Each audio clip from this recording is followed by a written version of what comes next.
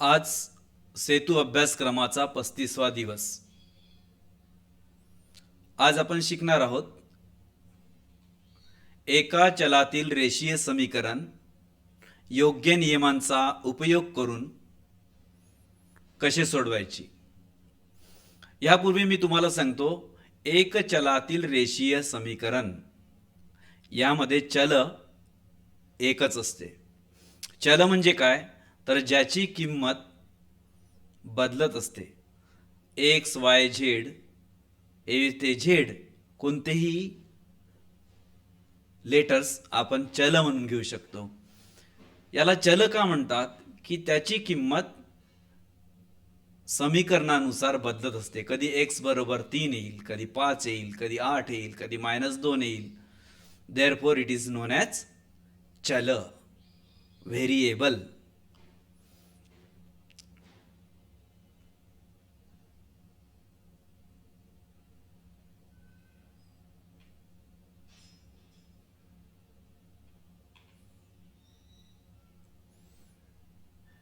आता आपण एक चल समीकरण हे माझं शिकवणं दोघांसाठी आहे, इंग्लिश मिडियम आणि मराठी मिडियम. म्हणून माझे इंग्लिशमध्ये शब्द येतील आणि मराठीमध्ये सुद्धा शब्द, मराठीमध्ये सुद्धा मी सांगेल आणि इंग्लिशमध्येही सांगेल. एक चल समीकरण. एक चल समीकरण means equation of one variable.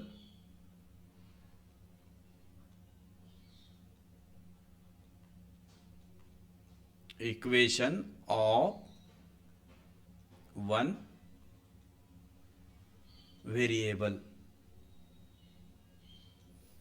Variable is here one. एक चल. आता काही एक्झाम्पल्स पाहू आपण याच्यावरचे. एक संख्या आणि 6, एक संख्या आणि 6, एक संख्या आणि 6 यांचा गुणाकार केला तर उत्तर 30 येते. If a number is multiplied by 6, the answer is 30. We do not know a number. आपल्याला नंबर माहिती नाही, म्हणून आपण काय करू, इथे सोडून दिलेलं आहे तरी मी तुम्हाला स्पष्टीकरण समजावून सांगतो, स्पष्टीकरण देतो त्याचं. एक संख्या, आपल्याला एक संख्या माहिती नाही, म्हणून आपण काय करू, समजा एक संख्या आहे x. Let a number be x. आणि 6 यांचा गुणाकार. If we multiply this number by 6, then उत्तर किती येते, 30. The answer is 30. Therefore 6x equals to 30. X equals to 30/6. एक गोष्ट लक्षात ठेवायची की बेरीज किंवा वजाबाकी असेल तर इकडे प्लस असेल, इकडे गेले की ते काय होते, मायनस होते. आणि इकडे मायनस असेल, इकडे गेलं की काय होते, ते प्लस होते. हा झाला बेरीज वजाबाकी संबंधीचा नियम. आणि गुणाकार आणि भागाकाराबद्दल एक तुम्हाला सांगतो. हा झाला बेरीज वजाबाकी. आणि इक्वल टू साईन असेल, इथे इक्वल टू साईन असेल, इकडे मल्टिप्लिकेशनमध्ये एखादा नंबर असेल तर इकडे गेला तर तो कशामध्ये जातो, डिव्हिजनमध्ये जातो, डिव्हिजन. आणि इकडे डिव्हिजनमध्ये असेल तर इकडे आला तर काय जातो, मल्टिप्लिकेशनमध्ये. म्हणजे उलट क्रिया होते. प्लसच्या विरुद्ध मायनस क्रिया आणि मल्टिप्लिकेशनच्या विरुद्ध डिव्हिजन क्रिया. या ठिकाणी काय, 6x it is in multiplication, therefore तो काय कुठे जाईल, इथे इथून येऊन खाली जाईल. 6 पंचे 30, 5. Therefore value of x is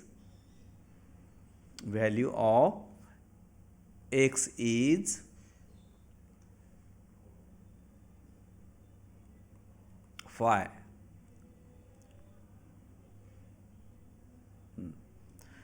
अशा प्रकारे याच्यामध्ये एक व्हेरिएबल होता, therefore it is a equation of one variable.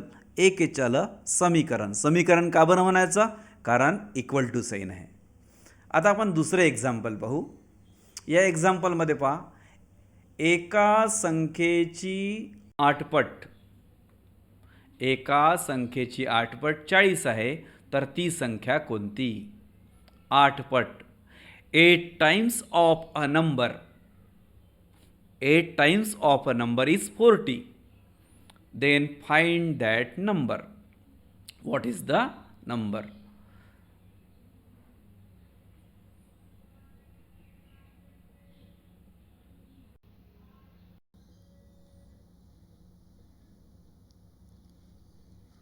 एका संख्येची आठपट. आपल्याला नंबर माहिती आहे का? नाही. माहीत नसले त्यावेळेस आपण काय करतो, ए ते झेड मधले कोणतेही लेटर्स आपण माहीत नसलेल्या संख्येबद्दल घेतो. आता घेतो या ठिकाणी मी अजून एक्सच घेतो, इथे वाय घेतलेला आहे, काही पण घेऊ शकतो आपण, एम एन. तर आता या ठिकाणी एका संख्येची आठपट. एका संख्येची आठपट means 8 times a number. Let a number be, let a number be M घेऊ. एम इथे वाय घेतलेला आहे, सोडून दिलेला आहे याच्यात. 8 times, 8 into M, this is 8 times. याच्या दोघांच्यामध्ये मल्टिप्लिकेशनचे साईन आहे, दिलेलं नसेल तरी पण त्यांच्या दोघांमध्ये मल्टिप्लिकेशनचं साईन असते. 8 into m. How much it is? 40. It is 40. Therefore equals to 40. Therefore m equals to 40 upon 8. 8 पंचे 40 5. Therefore value of m is 5. Value of m is, we have got, या ठिकाणी x जर घेतलं असतं तर x ची value किती आली असती? 5. अशा प्रकारे समीकरण सोडवायचे. In this way we have to solve. खालील समीकरणे सोडवा. समीकरण सोडवण्याकरता एक गोष्ट लक्षात ठेवा. समीकरण शॉर्ट मध्ये तुम्हाला एक गोष्ट सांगतो. इथे समीकरणामध्ये सर्वात पहिली इक्वल टू साइन असते. इक्वेशन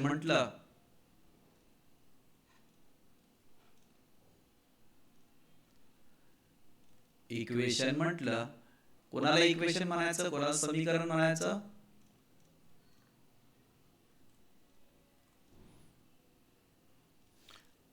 ज्याच्यामध्ये आता इक्वल टू साइन असते त्याला LHS लेफ्ट हँड साइड आणि RHS असते राईट हँड साइड. झालं. याच्यामध्ये ऑपरेशन्स, गणितामध्ये किती ऑपरेशन्स आहेत? There are 4 operations.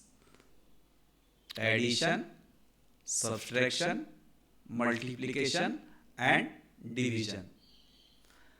आता हे जे ऑपरेशन्स आहे, जर त्यांनी साईड बदलली, आता तुम्हाला सांगितलं साईड बदलणे काय आहे, तर तो नंबर इकडे आला तर कशात होतो? प्लसचा मायनस होतो.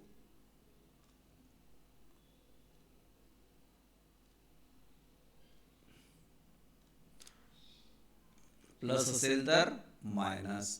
मी दोन्ही बाजूला एरो दिले आहे पहा. मायनस असेल तर प्लस, मायनस असेल तर प्लस. मल्टिप्लिकेशन असेल तर कुठे जातो? इकडे आल्यानंतर डिव्हिजन मध्ये जातो. आणि डिव्हिजन असेल तर इकडे आल्यानंतर मल्टिप्लिकेशन मध्ये येतो तो नंबर.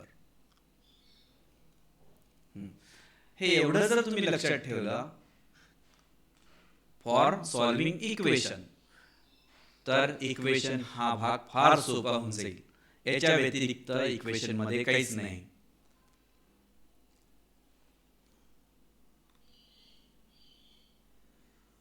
इम्पॉर्टंट गोष्टी तुम्हाला सांगितलेल्या आहे या ठिकाणी. तशी ही PDF तुम्हाला डिस्क्रिप्शन मध्ये मिळून जाईल. यूट्यूबमध्ये च्या डिस्क्रिप्शनमध्ये जायचं, मी त्या ठिकाणी ही PDF टाकील सोडवलेली.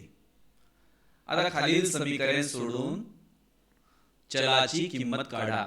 7x = 35. आता इथे मल्टिप्लिकेशन मध्ये आहे, हा मल्टिप्लिकेशन मध्ये आताच सांगितलं तुम्हाला. इकडे मल्टिप्लिकेशन मध्ये असेल, साईड बदलली तर ते कुठे जातो, डिव्हिजन मध्ये जातो. Therefore x = 35/7. 7×5 = 35. Therefore answer is 5. इथे 5x = 45 सांगितलं आहे. मल्टिप्लिकेशन मध्ये असेल तर इकडे डिव्हिजन मध्ये जातो. Therefore x = 45/5.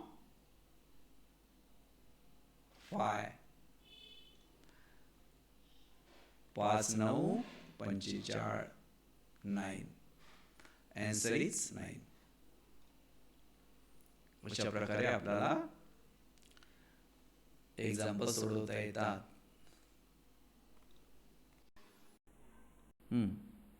12y = 96.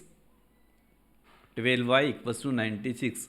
इक्वेशन मध्ये आपण काय करत आहोत, प्रत्येक वेळेस चलाची किंमत काढत आहोत. We are finding out value of variable. Now here variable is y. y हे जागेवरच आहे. 96 divided by 12. Therefore 12 8 96. Answer is y = 8. In this way we can solve any equation. 9x = 180. Therefore x = 180/9. आता हे तुम्हाला काढायला सांगतो, तुम्ही काढायचं आहे.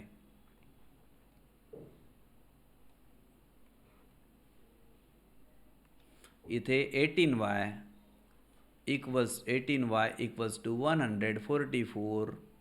Therefore y = 144/18.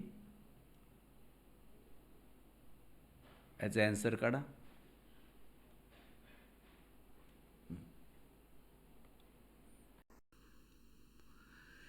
खाली एक चल समीकरणे सोडविलेली आहेत, त्याचे निरीक्षण करा आणि चलाची किंमत काढण्यासाठी रीत समजून घ्या. आता इथे काय केलेलं आहे, 3/7 x/21. इथे काय केलं, क्रॉस मल्टिप्लिकेशन केलं.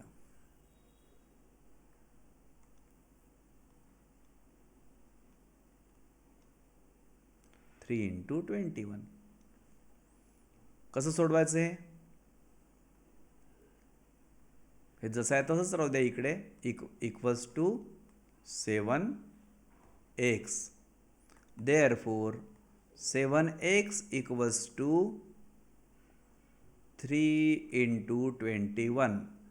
तुमच्या आता लक्षात येईल मी तसंच का बरं राहू द्या म्हटलं तर. आपल्याला कमीत कमी कॅल्क्युलेशन करायचं आहे.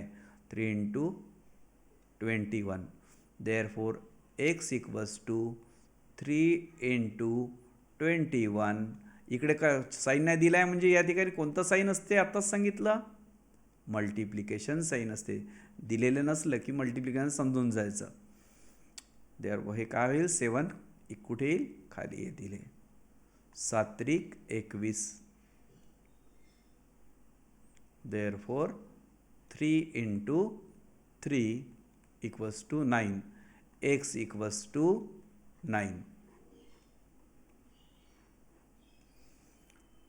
अशा प्रकारे समीकरण सोडवायचे.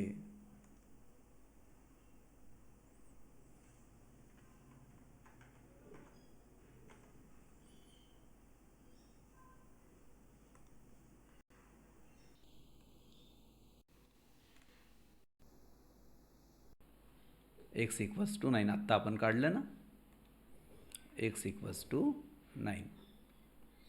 आता नेक्स्ट एक्झाम्पल याच्यात तेच केलेलं आहे. Cross multiplication 5 into 48, 8 into x, x into 8 म्हटलं का किंवा 8,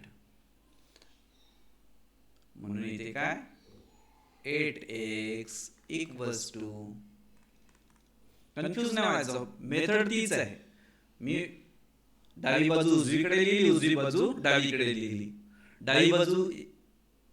डावीकडे का बरं लिहिली? 8x डावीकडे तुम्हाला एक सराव झालेला आहे x डावीकडे पाहण्याचा. 8x equals to 5 into 48. Therefore, x equals to 5 into 48 upon 8. इकडे मल्टिप्लिकेशन मध्ये होते, इथे आले तर डिव्हिजन मध्ये गेले. आता सांगितलंच आहे, इथे मल्टिप्लिकेशन मध्ये असेल तर इकडे काय होतात, डिव्हिजन मध्ये जातात. 8 सकम 48, 5 इंटू 6 इक्वल 6 पंचे 30. मग इथे काय येईल आन्सर याचा 30.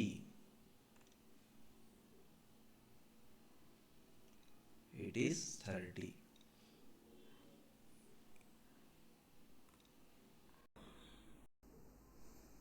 Two upon 5 equals to 14 upon x. 2 into x 5 into 14. तुम्ही मल्टिप्लिकेशन असंच करत चला. एक्सला इकडे येईल पहिल्यांदा, एक्स कसा येईल इकडे ते पाहत चला. देअरफॉर एक्स या तुम्हाला असं सांगितलं मल्टिप्लिकेशनमध्ये असेल तर काय होते, इथे असेल तर डिव्हिजनमध्ये जाते.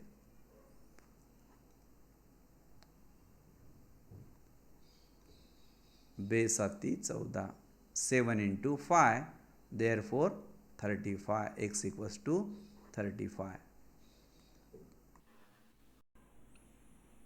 5 into y.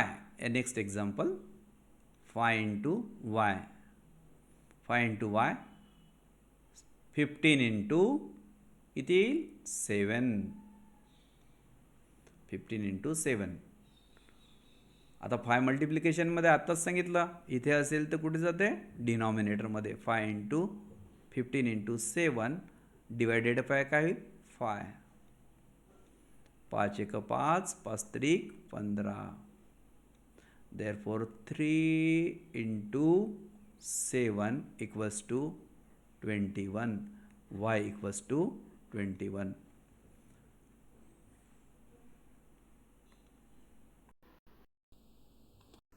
अशा प्रकारे हे एक्झाम्पल्स तुम्ही सोडवा.